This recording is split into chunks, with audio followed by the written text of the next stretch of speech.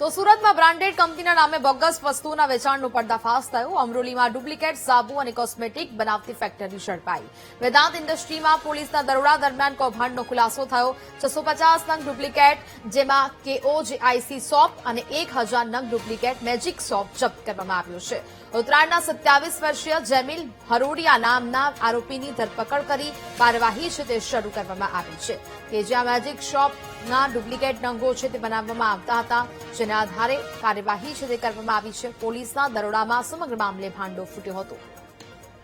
સંવાદદાતા ધ્રુવ ફોનલાઈન પર જોડાયા છે। ધ્રુવ, સુરતમાં બ્રાન્ડેડ કંપનીના નામે બોગસ વસ્તુઓના વેચાણનો પર્દાફાશ થયો છે, શું ખુલાસા થઈ રહ્યા છે હાલ? ધ્રુવ, બિલકુલ, સુરતના અમરોલી વિસ્તારમાં જે છે તે ડુપ્લિકેટ સાબુ અને કોસ્મેટિક બનાવતી આખી ફેક્ટરી જે છે તે ઝડપાઈ છે, જેમાં અમરોલી પોલીસે વેદાંત ઇન્ડસ્ટ્રીઝમાં આ દરોડો પાડ્યો હતો અને આખો કૌભાંડનો પર્દાફાશ કર્યો હતો, જેમાં નામાંકિત કંપનીના નામે બોગસ પેકેજિંગ કરીને બનાવીને આ આખા સાબુ જે છે અને કોસ્મેટિક વસ્તુ જે છે તે વેચાણ કરવામાં આવતું હતું।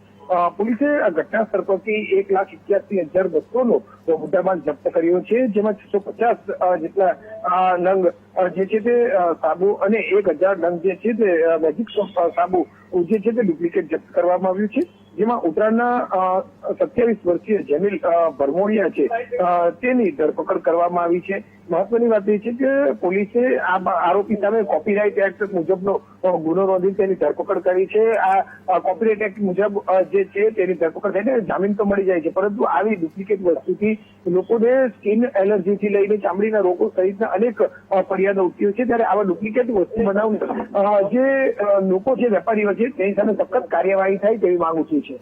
બિલકુલ ધ્રુવ, જાણકારી બદલ આભાર।